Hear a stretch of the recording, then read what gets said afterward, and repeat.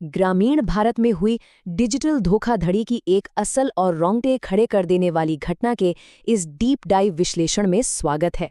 ये एक ऐसी कहानी है जो बताती है कि कैसे एक छोटी सी लापरवाही किसी की भी जिंदगी भर की कमाई पर भारी पड़ सकती है।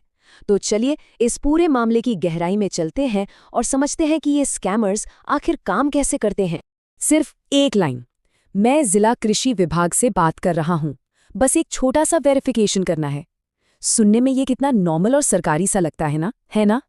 लेकिन सच तो ये है कि फोन पर बोली गई इसी एक झूठी लाइन ने पल भर में एक गरीब किसान परिवार की पूरी आर्थिक सुरक्षा को चकनाचूर कर दिया। आइए देखते हैं कि ये सब कैसे शुरू हुआ। अब ये सब शुरू कहाँ से हुआ?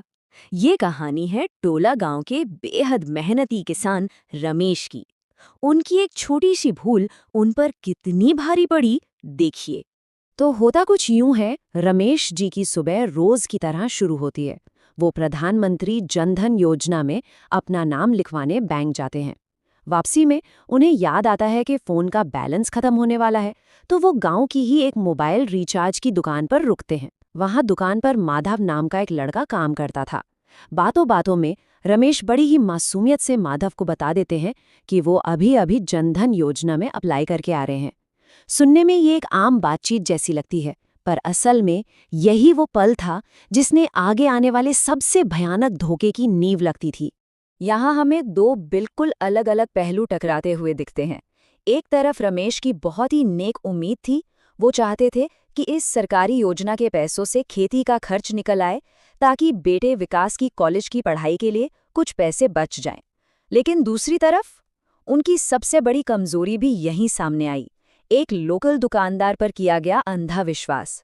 नियत एकदम साफ थी, लेकिन अपने पर्सनल फिनेंस की बातों को इस तरह खुलेआम किसी से भी शेयर कर देना कितना खतरनाक हो सकता है, इसका उन्हें जरा भी अंदाजा नहीं था। और यहाँ से शुरू होता है सोशल इंजीनियरिंग और साइबर क्राइम का एक बिल्कुल क्लासिक टेक्स्ट बुक केस। आइए देखते हैं कि ये पूरा जाल कैसे बुना गया। स्कैमर ने भरोसा जीतने के लिए बहुत ही शातिर तरीका अपनाया। सबसे पहले उसने फोन पर खुद को कृषि विभाग का बड़ा अफसर बताया। फिर ट्रस्ट बिल्ड करने के लिए उसने जानबूझकर उसी प्रधानमंत्री जनधन योजना का नाम लिया जिसके लिए रमेश ने अप्लाई किया था। किसी को भी लगेगा ना कि भाई अधिकारी को सब पता है। और आखिरी कदम, उसने वेरिफिकेशन के बहाने से फोन पर आया एक 4 अंकों का नंबर मांग लिया और रमेश ने बिना सोचे समझे वो नंबर उसे बता दिया। नतीजा क्या निकला?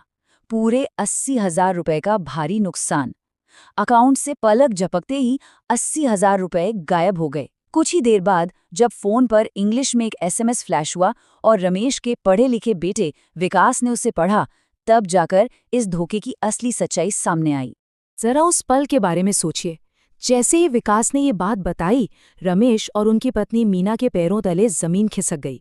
हाथ पैर बुरी तरह कांपने लगे। वो पैसा जो बड़ी मुश्किल से फसल की बुआई और बेटे की कॉलेज की फीस के लिए जमा किया गया था, वो एक झटके में लुट चुका था। उस घबराहट और बेबसी का अंदाजा लगाना भी मुश्किल है। तो सबसे बड़ा और अहम पॉइंट यहाँ ये है कि वो 4 अंकों का नंबर आखिर था क्या? दोस्तों, वो दरअसल एक ओटीपी था, यानी वन टाइम पासवर्ड। आसान भाषा में कहें तो ये किसी भी बैंक के डिजिटल वॉल्ट की वो आखिरी चाबी है जो भूलकर भी किसी अनजान के हाथ नहीं लगनी चाहिए। ये चोरी के खिलाफ हमारी आखिरी दीवार होती है, जिसे अनजाने में ही सही गिरा दिया गया था। लेकिन कहानी यहाँ खत्म नहीं होती। जब शुरुआती जांच में पुलिस को कुछ खास हाथ नहीं लगा, तो बेटे विकास ने खुद ही इस मिस्ट्री की तह तक जाने की ठान ली। विकास बैंक पहुंचता है और वहां उसे पता चलता है कि रमेश अकेले शिकार नहीं थे। इस टेबल को ध्यान से देखिए। रमेश ने जनधन योजना के लिए अप्लाई किया और 80,000 गंवाए। वहीं राधे चाचा नाम के एक और किसान ने फसल बीमा के लिए अप्लाई किया था और उनके अकाउंट से 60,000 सफाचट हो गए। दोनों को ही कृषि विभाग से फोन आया था। स्कैमर्स का टारगेट बिल्कुल क्लियर था।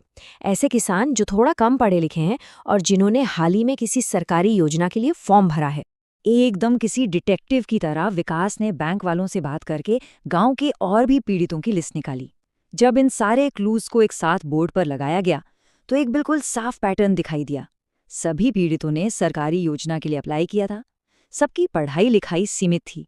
सबको कृषि विभाग से ही फोन आया था। और सबसे बड़ा क्लू, इन सब ने अपनी ये डिटेल्स मोबाइल रिचार्ज वाले लड़के माधव के साथ जरूर शेयर की थीं। और फिर आता है इस चर्चा का सबसे बड़ा खुलासा। जब विकास ने सभी ठगे गए किसानों को इकट्ठा किया और उनसे पूछा, तो सबका एक ही जवाब था, मैंने भी अपने परिवार के अलावा किसी को नहीं बताया, बस माधव के सामने जिक्र किया था। यही वो टर्निंग पॉइंट था। वो सीधा साधा दिखने वाला रिचार्ज बॉय माधव असल में स्कैमर्स का मुखबिर था। वही गांव वालों का डेटा बाहर बैठे ठगों तक पहुंचा रहा था। अब सब कुछ साफ हो चुका था। बारी थी उस धोखेबाज को उसी के बिछाए जाल में फंसाने की। गांव वालों ने पुलिस के साथ मिलकर एक जबरदस्त काउंटर ऑपरेशन प्लान किया। इसके 3 हिस्से थे। पहला, चारा डालना। गुड्डू नाम के एक किसान ने जानबूझकर दुकान पर जाकर एक सरकारी योजना के बारे में बात की। दूसरा, निगरानी। पास ही एक चाय की टपरी पर विकास और एक पुलिस इंस्पेक्टर भेष बदलकर बैठ गए। और तीसरा, रंगे हाथों पकड़ना। सब बस माधव की अगली हरकत का इंतजार कर रहे थे। और देखिए ये ट्रैप कितनी खूबसूरती से एग्जीक्यूट हुआ। दोपहर के वक्त गुड्डू ने चारा डाला। माधव ने सोचा आज एक और शिकार मिल गया। उसने जल्दी से अपनी दुकान बढ़ाई और एक गुप्त अड्डे पर चला गया। वहां पहुंचते ही उसने अपने साथी को फोन मिलाया ताकि गुड्डू का ओटीपी निकलवाया जा सके। वो फोन पर बात कर ही रहा था कि भेस बदले इंस्पेक्टर ने उस पर धावा बोल दिया और उसे सबूतों के साथ रंगे हाथों अरेस्ट कर लिया। तो पुलिस ने तो अपना काम बखूबी कर दिया, पर इस पूरे विश्लेषण से हमें क्या सीखना चाहिए? आइए देखते हैं कि हम खुद को ऐसी घटनाओं से कैसे बचा सकते हैं। और ये घटना बेहद शानदार तरीके से दर्शाती है कि सतर्कता कितनी जरूरी है। माधव और उसके साथियों को 7 साल की जेल हो गई और किसानों के पैसे वापस आ गए। पर असली बचाव इन बातों का ध्यान रखने में है। पहली बात, बैंक वाले कभी फोन करके ओटीपी नहीं मांगते। दूसरा, अपने फाइनेंस और स्कीम से जुड़ी बातों को हमेशा प्राइवेट रखें। अगर किसी के साथ फ्रॉड हो भी जाए तो तुरंत लोकल पुलिस या साइबर सेल को रिपोर्ट करें। और सबसे जरूरी बात, हमारे आसपास जो लोग टेक्नोलॉजी को उतना नहीं समझते, उन्हें इसके बारे में जरूर जागरूक करें। रमेश की ये कहानी महज एक घटना नहीं है, ये एक बड़ी चेतावनी है। डिजिटल दुनिया में एक छोटी सी चूक बहुत भारी पड़ सकती है। तो इस चर्चा को खत्म करने से पहले एक बड़ा सवाल जो हम सबको खुद से पूछना चाहिए, क्या हमारी बैंक डिटेल्स वाकई महफूज है? क्या एक ओटीपी सिर्फ सही हाथों तक सीमित है? सतर्क रहना ही बचाव है। इस विश्लेषण में मेरे साथ जुड़ने के लिए शुक्रिया।